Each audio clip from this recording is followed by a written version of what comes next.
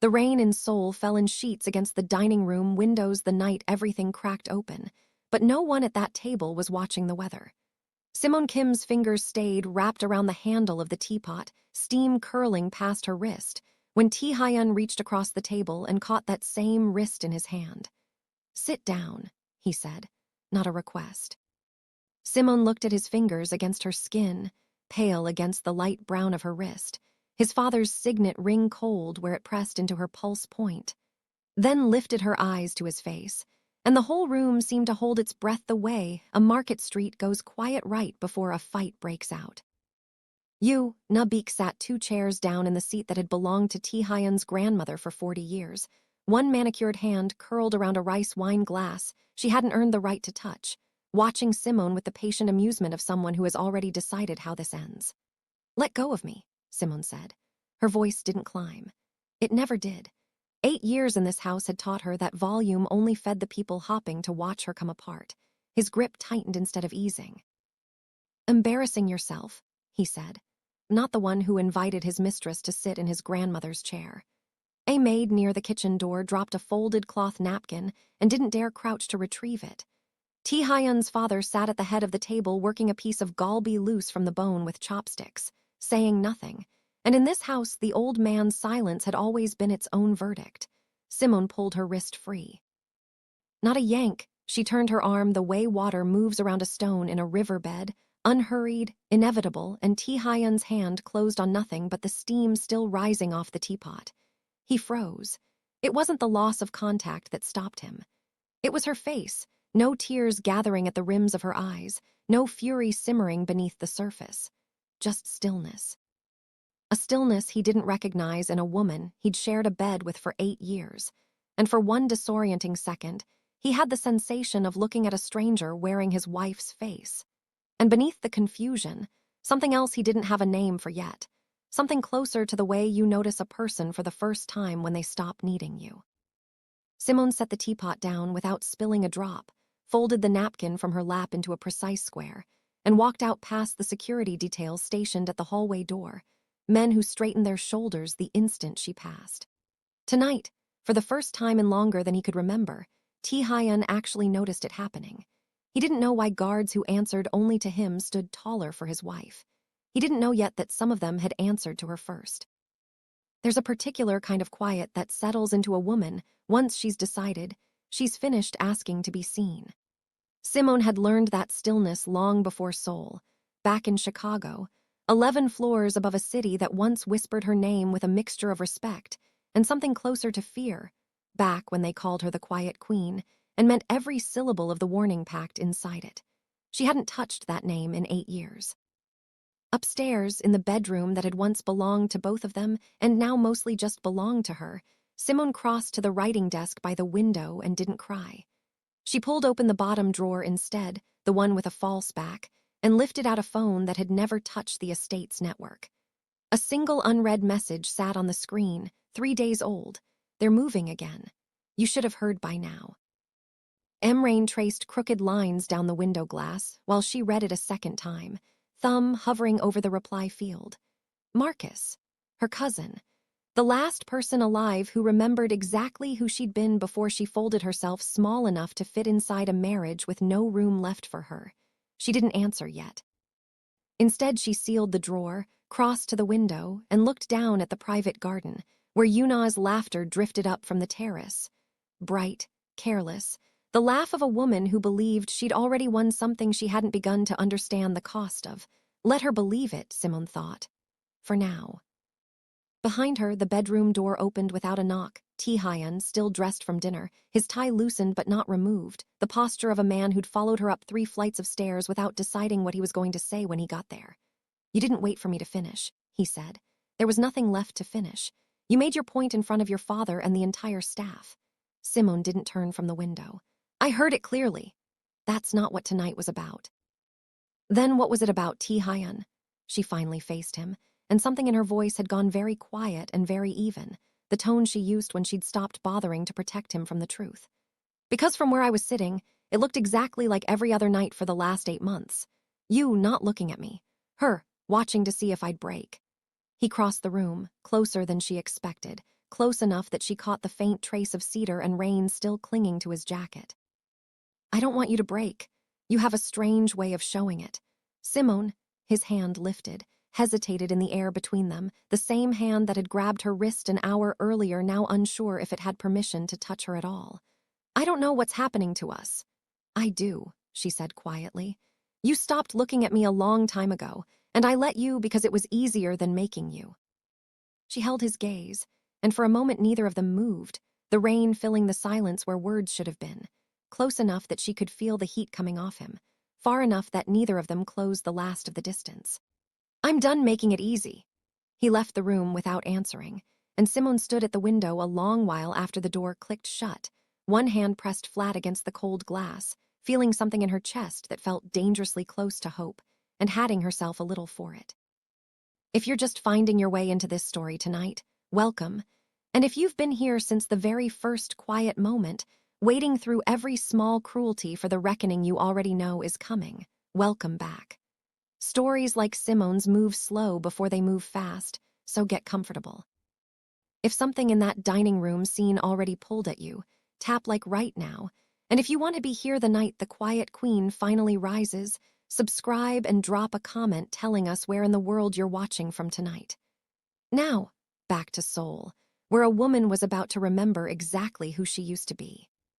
The market 3 blocks from the estate smelled of grilled mackerel and roasted chestnuts the next morning, steam rising off tteokbokki carts into cold October air. And Simone moved through it the way she moved through everything now, unhurried, watchful, buying persimmons from a vendor who'd known her 6 years, and had no idea he was speaking to someone who once commanded men with a single phone call. "You're quiet today, sweetheart," the vendor said, weighing fruit in a hand scale worn smooth from decades of use.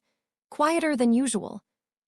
She handed over one without counting it, though today her eyes tracked the street behind him, cataloging exits the way she hadn't consciously done in years. Old habits didn't die. They went dormant, waiting. She caught the reflection of a man in a shop window across the street, not Korean, built like someone who'd trained for something other than fitness, and felt a cold recognition settle into her chest. She was being watched. She bought a second bag of persimmons she didn't need, took the long way home past the shrine where old women still left offerings of rice wine for ancestors nobody remembered by name anymore, and by the time she reached the estate gates, she'd confirmed what she already suspected. Someone was tracking her movements, and it wasn't Taehyun's people. That night, Simone opened the false drawer again and typed a single word to Marcus. Come 3 minutes later, already in the city. Tomorrow. Tea house on in Sadongil, noon, come alone. She closed her eyes and allowed herself exactly 10 seconds of memory, boardrooms with floor-to-ceiling windows, a desk that had belonged to her grandmother, a name spoken in rooms she wasn't present in, always with that particular blend of respect and fear. 10 seconds, and then she opened her eyes, sealed the drawer, and slid into bed beside a husband who had no idea the woman beside him hadn't slept soundly in years. He was already there, lying on his side facing away from her, and when she settled under the blanket she felt him go still, not asleep, just pretending, the same way she'd pretended for 8 years. For the first time. She wondered if he'd been pretending back at her the whole time too, Simone. His voice came low, uncertain in the dark. "Who taught you to move like that? Tonight, in the hallway with your wrist." She lay quiet for a moment, watching the ceiling. "Someone who loved me enough to make sure I'd never need anyone else to protect me." "It Marcus."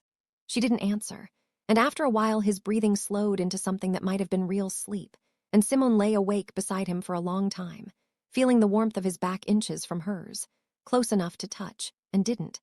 In Sadongil smelled like roasted barley tea and old cedar the next day, narrow streets full of calligraphy shops beside coffee bars, a grandmother selling hand-pressed rice cakes from a cart that had occupied the same corner for 30 years. Marcus was already seated in the back corner of the tea house when Simone arrived, a pot of barley tea steaming untouched between his hands, and when he stood to greet her, something in his face, open relief, years of worry finally finding somewhere to land, nearly cracked the composure she'd worn like armor for 8 years. "You look tired," he said, which from Marcus was as close to "I've missed you" as he ever let himself get. "Look fine." You look like a woman who hasn't slept properly in 8 years and has gotten frighteningly good at hiding it. He poured her tea without asking, the way he'd done since they were teenagers sneaking into their grandfather's study to listen at the door during meetings they weren't supposed to hear. Which, knowing you, tracks. Simone let herself smile small but real. Tell me about the Agiros. His expression sobered. He slid a folded photograph across the table, beak at the Incheon docks, half-turned from the camera beside a heavy-set man in an expensive coat. That's Denlady Agiro's second son. Na's not a mistress, Simone. She's an operative. She's been feeding information about Taehyun's operation back to the Agiro family for 8 months, ever since she was positioned in his path at a gallery opening he attends every spring. Simone studied the photo the way she'd once studied 100 surveillance photos across a desk in Chicago. They still haven't forgiven me for walking away. They never forgive. Marcus turned his teacup a slow quarter turn, an old nervous habit she recognized from childhood. You spent 6 years building the kind of empire people don't walk away from without consequence. When you chose Taehyun over the throne, the Agiros lost their best shot at ever competing with what your family built. They've been waiting 8 years for a door back in. They found it through my husband's blindness. The word landed strange and bitter in her mouth. Through every single way, this house made me small enough that no one thought to ask what I used to be capable of. What do? We let them keep thinking I'm small. She wrapped both hands around the warm cup. For now. Marcus studied her a beat longer than the conversation required. Do you still love him? The question landed harder than the photograph had.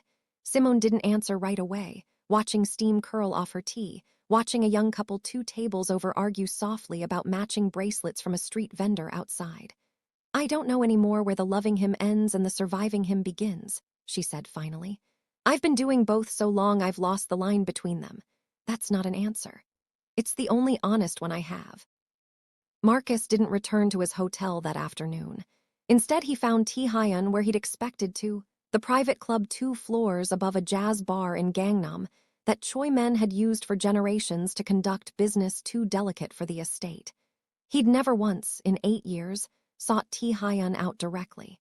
Today felt like an exception worth making. Taehyun looked up from his glass when Marcus slid into the seat across from him, and something in his face shifted from surprise to wariness in the space of a breath. Marcus Adami Whitmore. He set the glass down slowly. I didn't know you were in the city. I wasn't, until 3 days ago. Marcus didn't sit down so much as occupy the space, the posture of a man who'd learned a long time ago that stillness could be its own kind of threat. You should know your household has a leak. I'm aware. Taehyun's jaw tightened. I'm handling it. Marcus let the silence sit a moment. Because from where I'm standing, you spent 8 years failing to notice the most valuable asset in your entire operation was sleeping 3 feet away from you every night, and you're only just now starting to pay attention because a woman in silk nearly got your wife killed. Taehyun's hand curled around the glass. Careful. Been careful for 8 years, Marcus said. Watching my cousin disappear into a marriage that never once thought to ask what she gave up to be in it. I'm done being careful. He leaned forward, voice dropping low enough that it wouldn't carry past the booth. She had a throne, Taehyun, a real one. People who would have burned this city down on her word. She walked away from all of it because she believed you'd see her as an equal. If you waste what's left of the chance she's giving you, I won't be careful about that either. For a long moment, Taehyun said nothing, turning the glass in slow circles on the table, and when he finally spoke, his voice had lost the edge it usually carried. I know what I have, he said quietly. I'm only just now starting to understand what I nearly threw away to get it. Marcus studied him, weighing the words against 8 years of watching this man take Simone for granted, and found, unexpectedly, something that might have been the beginning of respect. Then prove it, Marcus said, standing. Because talk is cheap in every language I know, and my cousin has spent 8 years listening to yours. Na felt the shift before she could name it. She'd expected tears from Simone, or fury, something loud her handlers could use as clean confirmation the marriage was finally cracking apart. Instead, she got silence, and a woman who now watched her across the breakfast table with an attention that no longer felt like jealousy. It felt like a predator deciding exactly when to strike. It unsettled her more than any confrontation could have. She found Simone alone in the sunroom 2 days later, arranging orchids with the same unhurried precision she brought to everything, and decided the waiting had gone on long enough. Been different, Yuna said, closing the door behind her. Ever since the dining room. Simone didn't look up from the flowers. Not scared of me. Yuna crossed the room, arms folded. You should be. Do you have any idea what I could do to you, to this marriage? Taehyun is already filing paperwork. Dunladi Ajiro's second son, Simone said, still arranging orchids, sends his regards from Incheon. The room went very still. Yuna's composure cracked for the first time since she'd arrived in this house 8 months earlier under a manufactured name and background. I don't know what you're talking about. You do. Simone finally looked up, and there was nothing gentle left in her expression. You were sent here to destabilize a family that once made the mistake of underestimating my grandmother, the same way this house has spent 8 years underestimating me. The difference is my grandmother didn't have a niece willing to walk into enemy territory and pull the thread before it could unravel anything that mattered. You. Na's hand drifted toward her pocket, toward the phone she used for encrypted lines, an old instinct, a call for help she hadn't consciously decided to make yet. Don't, Simone said, quiet as a blade drawn from its sheath. Whatever you're about to do, understand it will end worse for you than anything you were told to expect walking into this house. The Ajiros sent you to break a woman they assumed had forgotten how to fight. I haven't forgotten anything. They'll send someone else, Yuna said, but her voice had lost its confidence, thin now, the sound of someone realizing the ground had shifted beneath her without warning. You can't stop what's already in motion. Simone agreed, but I can make sure you're not standing in this house when it arrives. She set down the last orchid, unhurried, final. You have until tomorrow morning to be gone. After that, I stop being generous. Na left the sunroom without another word, and for the first time since arriving in Seoul, she felt something she hadn't expected to feel in a house she'd been told would be easy. She felt hunted. The attack came that same night, earlier than the Ajiros had planned. Marcus would later confirm Yuna's contact, panicking after the sunroom confrontation and moving the timeline forward without authorization. It came without subtlety. Because the Ajiro family had never believed subtlety served a purpose when overwhelming force would do the job faster. 2 vehicles came through the estate's outer gate within 90 seconds of each other, headlights cut, engines idling low. 6 men moved through the garden shadows in coordinated silence toward a security perimeter that had been quietly thinned by 8 months of information Na had fed upstream. And Yuna herself was already gone from the estate by then, slipping out a service entrance an hour earlier with a single suitcase, leaving behind a household that would spend days trying to understand what she'd actually been. Taehyun was still in his study reviewing shipping manifests when the first alarm cut through the house, and by the time he reached the hallway with his weapon already drawn, chaos had found its way inside his own home, glass shattering somewhere on the ground floor, shouting in the courtyard. The particular controlled panic of a house built for luxury, suddenly remembering it belonged to a man whose peace had always been bought with violence. He found Simone in the east hallway, and what he saw there stopped him cold for the second time in a week. She wasn't screaming. She stood perfectly still in the center of the hallway, hair loose from where she'd been pulled from bed, one hand raised in a small, precise gesture toward the staircase shadows.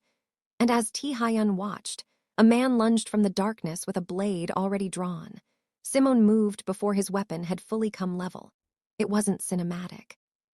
It was economical, almost bored in its efficiency. A hand catching the attacker's wrist, a shift of her weight into his forward momentum. The man face down on the marble with the blade skittering into shadow before he understood what had happened to him. But there was no time to process it, because a second man was already coming through the side door behind Taehyun, and a third had found the staircase from the garden entrance, and the house that had felt safe an hour earlier had become a kill box with too many angles for either of them to cover alone. Kitchen, Simone said, already moving. There's a second exit near the pantry they won't expect a woman who arranges flowers to know about. Taehyun followed her through the service corridor, past a decorative vase that shattered somewhere behind them when a fourth intruder burst through the side door, and into the kitchen where a woman had spent 8 years learning every inch of this house without either of them ever asking why she'd bothered. A man came around the prep counter fast, and Simone caught up the cast iron pan from the stovetop in the same motion she used to reach for a teacup, swinging it into his jaw with a precision that spoke of training far older than 8 years of quiet domestic life should have preserved. He went down hard against the tile, and Tae-hyun, gun raised, breathing ragged, found himself staring at his wife instead of the threat, unable to look away. "Behind you," Simone said, and he spun in time to catch a fifth man in the doorway, the shot going wide of his shoulder into the door frame instead. And for one suspended second, Tae-hyun understood, with a clarity that felt almost physical, that if she hadn't been standing in this kitchen with him, he would already be dead. "Have him," Tae-hyun said, weapon steady now, and Simone stepped back to let him take the shot that ended it, the two of them working the space between them without a single wasted word, the way people move who trust each other completely. Which was, he realized even in the middle of it, the first time in 8 years they'd trusted each other with anything at all. The last intruder fled through the garden wall, rather than face what remained of a household that had turned out to be far less soft than the Ajiros had been told. By the time the estate's actual loyal security, the ones Simone had quietly identified and repositioned days earlier, finished securing the perimeter, the two of them stood alone in the wrecked kitchen, both breathing hard, close enough that Simone could feel the tremor still running through him. "Bleeding," she said, reaching for his shoulder where the graze from the doorway shot had torn through his shirt. "It's nothing." But he didn't pull away from her hands, and for a long moment neither of them spoke, the adrenaline still burning through both of them, close enough that his forehead nearly touched hers, close enough that 8 years of distance suddenly felt very small. "Who are you?" he asked again, quieter this time, no longer a demand. "I told you already." Simone didn't step back. "I'm the woman you married. You just spent 8 years too comfortable to ask." His hand came up slowly, giving her every chance to move away, and rested against the side of her face, the first tenderness he'd offered her in longer than either of them could probably name, and for one unguarded second, standing in a kitchen full of broken glass and adrenaline, Simone let herself lean into it before she caught herself and stepped back. "Yet," she said, and it wasn't a rejection, not entirely. "You haven't earned the rest of it yet. If you've stayed with this story through every quiet cruelty, every small humiliation, every reason Simone had to walk away and didn't thank you for trusting it was building to something worth the wait. Whether tonight is your first episode or you've been here since the beginning, drop a comment and tell us where in the world you're watching from. Tap like if her restraint feels like its own kind of power to you, and subscribe if you don't want to miss what she does next. Because what comes next is the moment this entire house finally learns exactly who it's been underestimating. The truth surfaced in pieces over the following days, and Tae-hyun had to sit with each one, because there was no version of this story he could rush through without drowning in it. Na had vanished the night of the attack, and though his men searched for 4 days straight, Simone privately suspected, and told Marcus so, on another late call through the false drawer, that the Ajiro family would handle their failed operative in their own way, and it wouldn't be gentle. What mattered more was the conversation 8 years of marriage had somehow always managed to avoid. He found her in the East Garden again, on the same stone bench beneath the plum tree his grandfather had planted the year the house was built, and this time he didn't reach for her wrist. He simply sat down beside her, close enough to speak quietly, and waited until she was ready to look at him. "You had a name," he said. "Before me, people feared it. They called me the Quiet Queen." Simone watched wind move through the branches overhead, scattering the last of the season's plum blossoms across the stone path. "My family built an empire over 2 generations. I was supposed to inherit all of it. I walked away because I fell in love with a man I believed would see me as an equal, not something he'd acquired." Tae-hyun flinched at acquired because she'd aimed it exactly where it needed to land. "I didn't know," he said. "You didn't ask." Her voice carried no venom, only the flat, tired accuracy of 8 years finally being spoken aloud. "You never once asked who I was before I became your wife. You assumed the woman pouring your tea was the whole of me." He was quiet a long time, turning his father's signet ring around his finger, a nervous habit she'd watched him repeat 100 times without ever understanding it until now. The same tell he'd had the night he proposed to her on a rooftop in Chicago 9 years ago, terrified she'd say no. "I don't know how to earn back 8 years, he said finally. "You don't earn back years." She turned to face him fully. "You decide starting right now whether you keep underestimating me or whether you finally see the person sitting next to you." "I see you." His voice dropped, rough with something that wasn't just guilt anymore. I saw you in that kitchen. I've been seeing you every day since, and I don't know how to stop now that I've started. Something in her chest gave a fraction it hadn't given in years. That's not nothing, she said quietly. Is it enough? Not yet. But she didn't move away when his hand found hers on the bench between them, and this time she let it stay. Marcus offered her the throne back 3 days later in the same corner of the same tea house, sliding a leather folder across the table. You don't have to stay in that house, he said. You never did. Come home. Every one of them would follow you tomorrow morning. Simone looked at the folder a long moment without opening it. I know. What's stopping you? She thought about the plum tree, the stone bench, a man who'd spent 8 years failing to see her, only now beginning to look, and the way his hand had felt closing around hers, tentative and real. I didn't walk away from that life because I was weak, she said. I walked away because I chose it. I'm not going to let the Ajiro family, or a mistress who's already gone, convince me that choosing love again makes me small.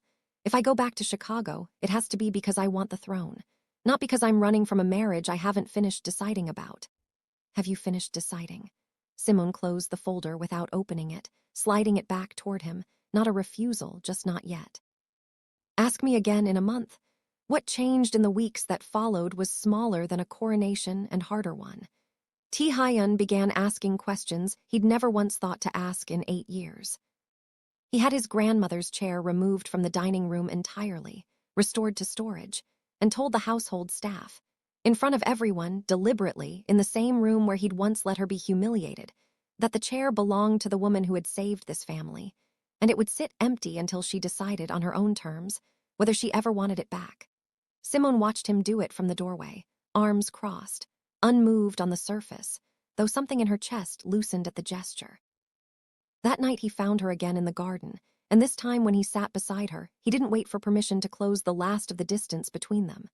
Not asking you to forget 8 years, he said, close enough now that she could feel his breath. I'm asking you to let me spend the next 8 showing you I finally understand what I almost lost. That's a long time to prove something. I have it. His hand found her face again, the way it had in the kitchen, and this time she didn't pull back. If you'll let me. Simone studied him, the man who'd grabbed her wrist a lifetime ago in a dining room full of people who'd expected her to break, and who now sat in front of her looking like a man who finally understood exactly what he'd nearly thrown away. Show up, she said softly, closing the distance herself this time. Every day, because I spent 8 years being quiet in this house. I'm done being quiet now. I'm counting on it, he murmured, and when he kissed her, it wasn't the careful, distant affection of 8 years of habit.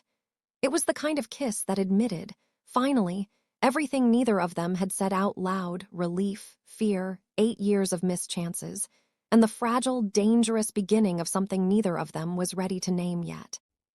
Somewhere in Incheon, in a shipping container no official record would ever mention, the Ajiro family dealt with their failed operative exactly the way Simone had predicted. And somewhere in Chicago, a leather folder sat waiting in a locked drawer, unopened but never forgotten, a quiet reminder that the Quiet Queen hadn't disappeared.